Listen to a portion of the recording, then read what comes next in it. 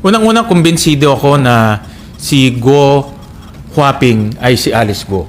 Kumbinsido Right. ako doon. Tatlong dahilan. Una, tingnan nyo lang yung picture ni Go Huaping. No? Yung similarities, hindi natin matatanggal eh. No? Talagang hawig na hawig at kamukhang-kamukha nyo yung bata doon sa application for special investors resident Buwan na visa. ring pinag-uusapan ng mayor ng Bamban Tarlac na si Mayor Alice Goo. Kabakailan may mga dokumentong ipinakita na nagsasabi ng totoong identity ni Mayor Alice Goo. Unti-unti nang nakikita ang mga katotohanan. Kaya tanong ngayon ng maraming Pilipino, si Alice Goo kaya ang Go Huaping na nakalagay sa dokumentong ito?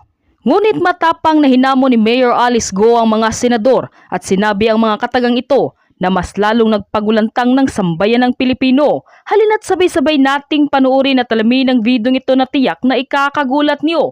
Ngunit bago tayo magpatuloy, huwag kalimutang i-like, share, subscribe, and click the notification bell for more updates and for more upcoming videos. Maraming salamat! Hinamon ni Mayor Alice Goo at ng kanyang kampo ang mga senador na nag-iimbestiga sa kanyang tunay na pagkatao, lalo na kay Senator Win Gatchalian. Matatanda ang inilabas ni Senator Win Gatchalian ang umano'y totoong pagkakakilala ni Mayor Alice Goo na si Go Huaping sa passport kung saan may picture na kamukha ng alkalde. Makikita na ang pangalang nakalagay rito ay Go Huaping. Nakasaad dito na Fujian ang lugar ng kapanganakan ni Go Huaping, parehong probinsya sa China kung saan nagmula ang ama ng alkalde na si Zhongjiang Goo o ang Hilito Goo. Base rin sa Special Investor Resident Visa application ng Goo family, ang nakarehistrong ina ni Go Huaping ay si Wen Yilin. Matatanda ang si Wen Yilin ang tinuturong ina ni Mayor Alice Goo, pero giit ng abogado ng alkalde na si Attorney Stephen David, wala naman umanong Chinese passport ang kanyang kliyente. Kung meron siyang Chinese passport, bakit sa mga Philippine passports niya, nag-a-apply siya ng Chinese visa? Kung nag-a-apply ka ng Chinese visa, illogical yon. Kasi bakit ka mag-a-apply ng Chinese visa kung meron kang Chinese passport? Tsaka hindi ka naman i-issuehan ng Chinese government ng Chinese visa kung alam nilang citizen ka nila. Dagdag pa nito na Philippine passport lamang umano ang gamit ni Mayor Alice Goo paalis at papasok ng Pilipinas at sinabing hindi umano mapapabagsak ng kung sino man ang controversial mayor ng Bamban Tarlac na si Mayor Alice Goo. Unang-unang kumbinsido ako na si Go Huaping ay si Alice Go. Kumbinsido Right. ako doon. Tatlong dahilan. Una, tingnan nyo lang yung picture ni Go Huaping. No? Yung similarities, hindi natin matatanggal eh. No? Talagang hawig na hawig at kamukhang-kamukha nyo yung bata doon sa application for special investors resident visa. Pangalawa, doon sa dokumentong yan, nakasulat kung sino yung nanay niya. Si Wen Yilin. Yun yung sinasabi niyo before. Oo, na sinasabi natin sa mga naririnig namin information, si Wen Yilin ang nanay, biological mother ni Alice Go. Doon sa application nila for special investors resident visa, nakasulat doon si Wen Yilin ang kanyang mother. No? At yung address ni Wen Yilin doon ay the same address na nasa Valenzuela. No, nakasulat doon 58 T. Santiago Street, Valenzuela. Yun ang exactly the same address na nakalagay sa incorporation papers ng mga Guo families. No? T. Santiago Street, Valenzuela City. No? So, yung papel sa Special Investors Resident Visa at yung mga incorporation papers na tugma yung address. So, ibig sabihin, consistent si Wen Yilin nakatira doon sa Valenzuela address. At pangatlo, kung titignan natin yung kabuuan na storya, dahil dumating dito si Go Huaping ng 13 years old, talagang wala silang maipapakitang birth records at walang maipapakitang school records. Kaya nagsinungaling sila doon sa birth certificate dahil wala nga maipakitang records. So, ang naging daan nila para mabigyan siya ng Filipino citizen o Filipino citizenship ay yung peking birth certificate na nagsinungaling yung kanyang tatay at sinabi niya na Filipino siya, Filipino si Amelia Leal, therefore Filipino si Alice Goo. No? So, in other words, pag titignan mo yung kabuuan storya, parang ngayon lumilinaw na kung bakit pineke yung kanyang birth certificate. So sir, can we say wala nang lusot si Mayor Guo dito? Ako, malinaw na si Guo Huaping ay si Mayor Alice Guo. At magbe-verify pa kami ng mga ibang information para ma-establish yan. But initially, I'm very, very confident na iisang tao si Guo Huaping at si Alice Guo. So once na may establish, sir, lalabas ba na maraming tayong batas na nilabag itong si Mayor Guo at ang kanyang pamilya? Well, unang-una yung birth certificate system natin, linamag nila. Sinabi ko nga, binaboy nila yung late registration para mabigyan siya ng Filipino citizenship. Dahil kung Filipino citizen ka, pwede ka magtayo ng negosyo, pwede ka bumili ng lupa, pwede kang tumakbo for public office. At kung titignan natin kabuuan, na nakakatakot rin yung nangyari dahil with this late registration, nakatakbo. Talagang nanalo. No? Sabi ko nga, naisahan tayo dito dahil nanalo itong kandidato na dala-dala niyo yung fake birth certificate niya. No? At ang nakakatakot dito, baka may iba pang ganitong case sa Pilipinas. Hindi lang natin alam ngayon dahil hindi high profile. But sabi nga ng Philippine Statistics Authority, meron silang 300 na cases of late registration na irregular, of which 60 plus ay nakakuha ng passport. No? So, makikita natin na talagang malaking reforma ang dapat natin gawin sa pag-i-issue ng birth certificate at ng late registration. Sir, the mere fact na yung documents galing ng Bureau of Immigration at saka Board of Investment, so ito rin ba hawak na rin ng Office of the Solicitor General para dun sa magagamit nila dun sa co-warrant of case against? Magagamit nila yan. Ang aking panawagan sa Office of the Solicitor General, kumuha na ng official documents kasi ito pinadala sa Senate. Sila mismo kumuha ng official documents from the Bureau of, from the Board of Investments, from the Bureau of Immigration, para official yung hawak nilang dokumento. Although itong si Mayor Guo sa pamamagitan ng kanyang abogado, dinideny niya yung documents na hawak niyo, sir. Yeah, dahil ang narrative nila, nabuntis nung kanyang ima yung kasambahay. No, yun ang narrative nila. But if you look at the 4 late registration birth certificate, meron na 4 Kay Alice Guo, kay Sheila Guo, kay Simen Guo, kay Wesley Guo. Pare-pareho yung nanay. Si Amelia Lial. In those 4 birth certificate, late registration birth certificate. So, ibig sabihin, 4 na beses na buntis yung kasambahay. No? So, by that alone, parang magdududa ka, diba? Na 4 na beses nabuntis yung kasambahay nila at ipinganak 4 na yung magkakapatid na yon. No? Ayun na po munang magkwento, no? Kasi partner, laman ng lahat ng online news yan. Ano po? Kayo na yung magkwento sana, discovery po ninyo. Kasi sabi ko kay Doris, pasilip, gusto kong makita yung may picture eh. Meron. O paano nyo na-discovery yan, Senator? Actually, dahil sa pag-iimbestiga at pagkukuha ng dokumento sa iba't ibang ahensya, nag-submit sa amin yung Bureau of Board of Investments. Ito yung nag-i-issue ng Special Investors Residence Visa. Dahil nakita namin sa passport ng mga magulang ni Guo Huaping, yun ang tatawag ko sa kanya, na yung kanyang ama at ina pumapasok dito gamit yung Special Investors Residence Visa. So hiningi namin sa Bureau of Investments or sa Board of Investments yung mga detalye nitong visa na ito. At binigay sa amin na itong mga dokumento na kasama ng kanyang mga magulang, yung mga anak. Nakalista kung sino-sino yung mga anak na yun. Kaya may 2 picture doon. Yung picture sa passport, ito yung picture ni Guo Huaping na bata pa. At kung kukuha ka ng visa, yung most recent picture mo, kukunin rin nila. Kaya ito yung dito yung batang malaki, ito yung most recent picture. At kung makikita natin, hawig na hawig nung batang malaki si Alice Guo. Itong si Guo Huaping, hawig na hawig. Kaya nung binabasa ko ulit yung dokumento kagabi at tinitignan ko yung dokumento, ako kumbinsido ako na si Guo Huaping ay si Alice Guo. Iisa lang yan.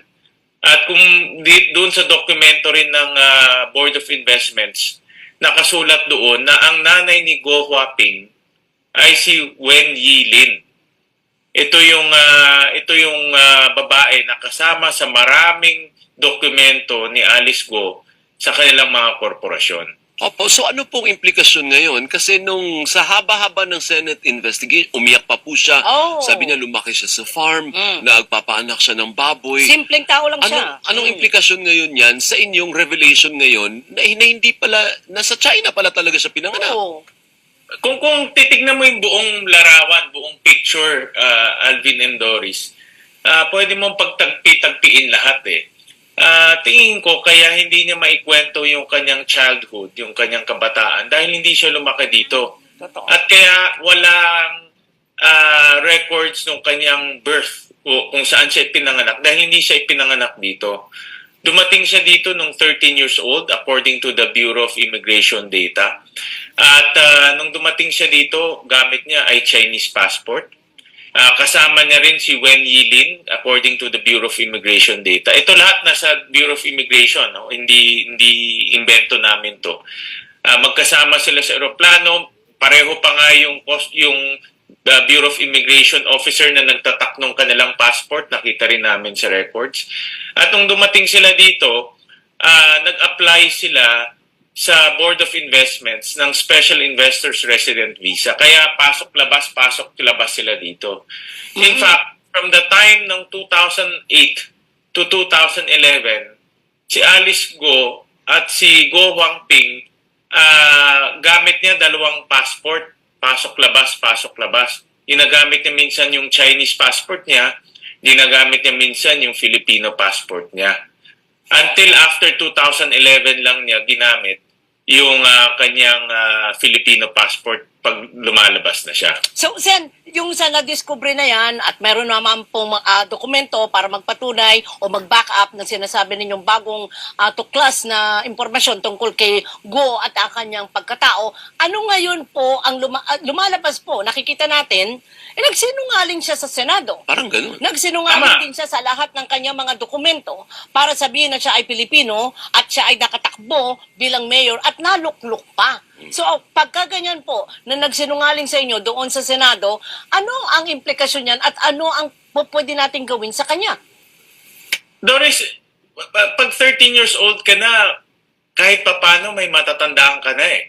Oo naman po. Ako yung 13 years old na kabataan, hindi lahat. Honestly, alam ko kung sino mga kaibigan ko, saan ako lumaki. Kasi 13 years old, approximately parang grade 6 to first year high school ka na eh. So more or less, may naalala ka na.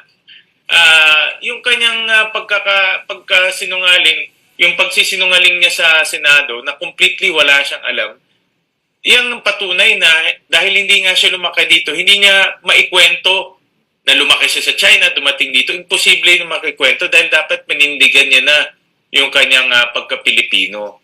At dahil nagsinungaling siya, itong mga ebidensya na ito magagamit na ngayon ng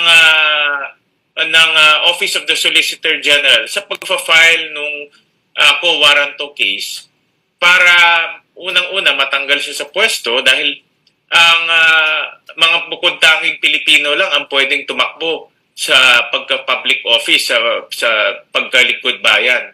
At itong mga ebidensyang ito magagamit rin natin doon sa sinasabi na nating malaking butas sa ating proseso. In fact, kung iisipin natin kung if we take back, umurong tayo ng konti, tignan natin buong picture, nalusutan tayo, Alvin at Doris eh. Yun nga Imagine po, may isang peking Pilipino na nakatakbo bilang mayor. At kung hindi pa natin na-detekto, pwedeng maging congressman, pwedeng maging governor. At ilang pang ganitong posibilidad o ilang pang ganitong pangyayari na meron tayo sa ating bansa dahil hindi lang natin nakikita. Pero yung iyong bagong tuklas na ebidensya has nothing to do naman with the allegation na itong si Mayor Guo ay may connect sa Pogo. Yeah. Kasi remember doon nagsimula yun, Senador, hindi ho ba? Nagsanga-sanga lang. Tama. Well, hindi directly dahil di ba meron na tayong nakikita ngayon na ginagamit yung late registration natin para kumuha ng Philippine passport. So, ito ay isang ebidensya na nagamit at nagsinungaling sa late registration natin para makakuha ng fake passport at eventually tumakbo. So, hindi siya directly, maybe, baka hindi pa ngayon, Alvin, dahil tuloy-tuloy pa investigation.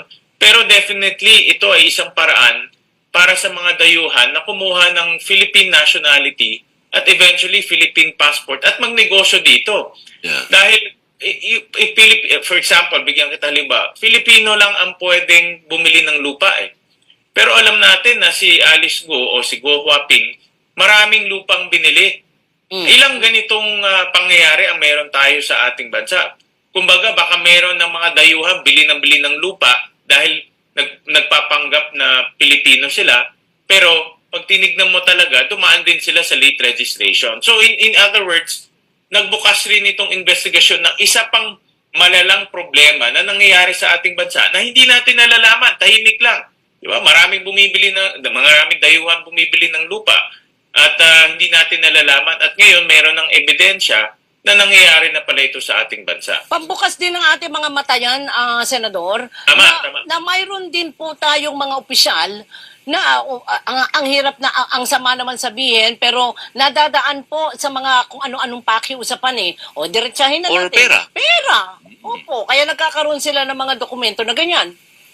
Naging butas talaga, Doris, itong late registration, naabuso na ng abuso. At dahil sa pagkaabuso dito, ang lala nung pangyayari na nangyari. No? Yun na nga, nakabili ng lupa, nakatakbo ng office, nagtayo ng negosyo dahil may mga negosyo na limitado lang para sa mga Pilipino. At nagbukas talaga ng mata natin na lumalala itong problema at lumalalim rin. Dahil kung ikaw tumakbo ng public office, nagkakaroon ka na ng impluensya, hindi lang sa lugar mo, kundi impluensya sa political system natin. Lalo pa yung ito, kagaya si Mayor, may mga links doon sa mga naging mga kriminal. Di po ba?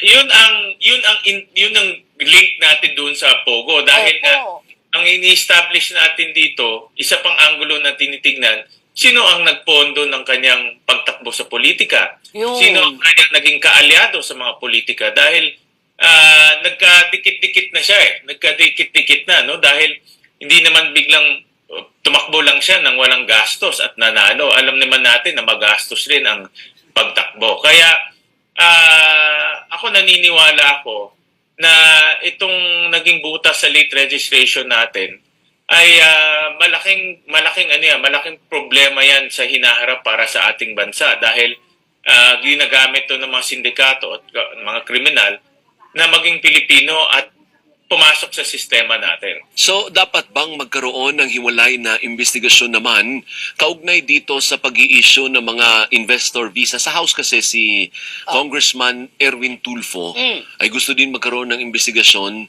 doon naman sa retirement investors visa Meron na in-issue ganyan. sa House. Oo. What about sa Senate? Titignan rin natin lahat yan, Alvin. Titignan rin natin yung nag-file tayo na resolution para imbestigahan yung late registration process natin. Ngayon na lumabas na itong mga special visas, yung retirement visa or investors visa, nagagamit rin para pasok-labas sa ating bansa. Itong mga visa nito kasi parang libreng gate pass yan. Pasok-labas ka sa ating bansa eh. Madaling tumakas, madaling pumasok. At kung ikaw gagawa ka ng masama, madali lang umalis ka agad sa ating bansa. Kaya dapat tignan rin yung angulo na yan. Pero come to think of it, Senator, parang tayong Pilipino din po may kasalanan Oh, kung yun totoo na nga. nga. Dahil, ba't natin pinalusot? Ano po? Correct.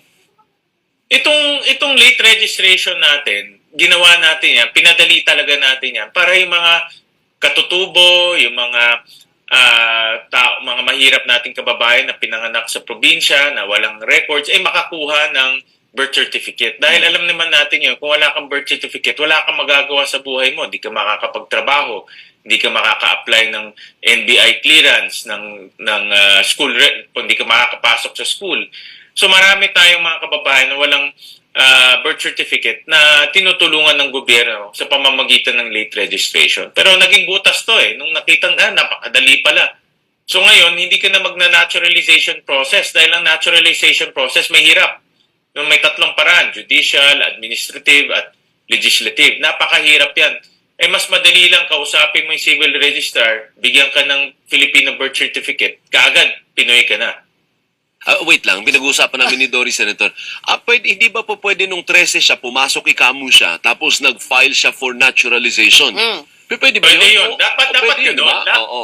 Marami, yung mga matagal na dito, na mga Filipino-Chinese, or mga Filipino-Indian, or mga ibang mga lahi, yan ang dinadaan nila, yung naturalization process. Matrabaho talaga, at dapat kukuha ka pa ng abogado at kukuha ka pa ng mga professionals at ipapakita mo yung contribution sa ating bansa.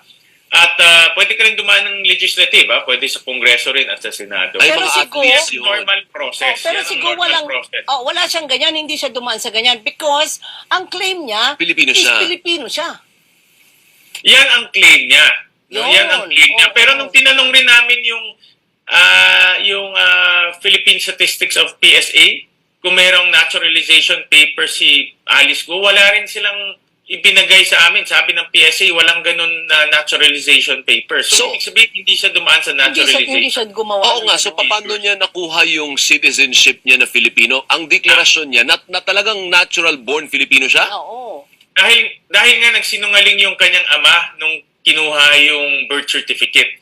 Bigyan kita ng halimbawa para sa akin, obviously, nagsinungaling siya. Inamin ang kwento ni Alice Go na ang nanay niya si Amelia Lial, no, na isang kasambahay. Pero yung 4 na late registration ng kanyang ama, nakasulat doon ang ina ay si Amelia Lial sa 4 na mga anak. So, ibig sabihin, 4 na beses na buntis yung kasambahay niya sa 4 na iba't ibang anak. Parang imposible naman kung na yung kasambahay 4 na beses na buntis at nagbigay ng anak sa 4 na mga anak ni Guo Jiangchong. Oo, tama.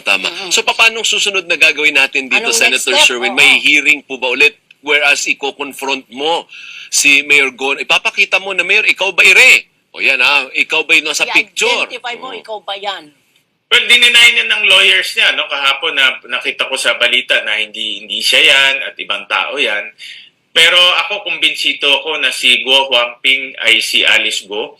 At merong mga nakasulat doon sa BOI records. Nung bigyan kita halimbawa, nakasulat doon, ang nanay ni Guo Huangping ay si Wen Yilin na nakatira sa Valenzuela.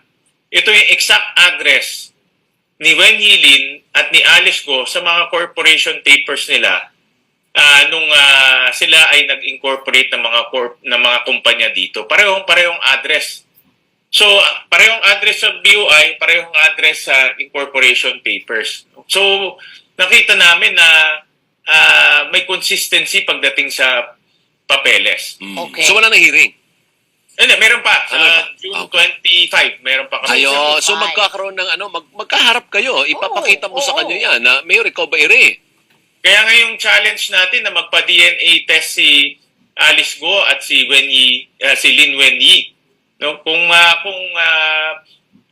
gusto niyang patunayan na nagkamali kami o mali yung impormasyon natin, ang pinakamaganda magpa-DNA test si Wen Yilin at si Alice Go. Pero paano At natin iniisip ko makukuha nga- DNA? Paano natin makukuha ang DNA ng tatay niya kung wala na dito? Hindi, yung nanay niya. Yung Nanay niya, o wala Kasi na dito? mismo yung kinanay niya. Ay, nandito Well, ba? Kaya voluntary yun. Challenge yun. Ah. Hamon sa kanila, voluntary na magpa-DNA test sila. Opo, Okay. opo. Sige, Bernard, Last na question, Senator. Kahapon po ay nagpunta yung mga abogado ni Mayor doon sa Malacanang para ihatid yung kanila, ang sulat ni Mayor kay E.S. Bersamin. Anong reaction mo doon? Ano sa palagay mo ang misyon ng ganong klaseng pagsulat kay Executive Secretary? Well, kasi ang PAOK under the Executive Secretary Under the Office of the President ang PAOK. Opo. At nabasa ko sa mga news reports, ang PAOK ang magfa-file ng case. So, umaapila sila kay ES na maging patas ang PAOK dahil ang PAOK nga is under kay Office of the President and kay Executive Secretary. Pero ganun pa man, dadaan naman yan sa due process eh. Kahit na ang PAOK mag-file ng case, dadaan din yan sa hearing. Ipapakita yung ebidensya, ipapakita yung mga dokumento. At kung napatunayan na siya ay guilty, makukulong siya dahil ang human trafficking ay non-bailable. Kung hindi naman mapatunayan, di matatapon lang yung kaso. Kaya may due process naman. At magtiwala siya sa due process dahil hindi naman automatic makukulong siya. Okay. Okay. Habal, may statement ka ba dun sa latest na nangyari sa West Philippine Sea? Mukhang umiinit at umiinit, ano po? Yun nga eh. Ako, muli, ilang beses ko nang sinabi to at sasabihin ko ulit, kinokondena natin yung agresibong pagtrato sa atin ng China dyan sa West Philippine Sea. Lalo tayong lumalakas at nagbubuklod-buklod pag nakikita natin yung ganyang pangyayari. At sinabi ko na rin to na yung international arbitral ruling ay hindi mababaligtad. At yan ang sinasabi niyan, yan lugar na yan ay may karapatan tayo. Hindi, pero may bago ngayon, Senator. May pisikalan na, may nawalan na ng daliri, may Naputulan nasugatan ng na. daliri. At kinuha yung Salamat, armas. Ito dapat tuloy-tuloy ang pagpa-file natin sa United Nations ng reklamo at idokumento natin mabuti ito. At nakita ko yung pahayag ng mga international community, lalo na yung mga bansang may karelasyon tayo na kinukondena rin nila at sinusuportahan yung ating posisyon. So, makikita natin na tayo ay nasa tama at sumusunod tayo sa batas. At dapat itigil na yung karasan dyan dahil pag isang pagkakamali lang, baka lumala at lumalayan. At tayo naman, hindi natin pinalalala ang sitwasyon dyan. Tayo nga yung maliit na bansa, pero tayo yung, kumbaga, dahil maliit tayong bansa, wala naman tayong intensyon na palalain yung sitwasyon dyan. Kaya hindi pwedeng ituro sa atin na tayo ang nagpapalala dahil tayo nga yung maliit na bansa, bakit naman natin palalain yung sitwasyon sa area yan? Maraming salamat po, Senator. Thank you po. Thank you, sir. Senator Sherwin Gatchalian.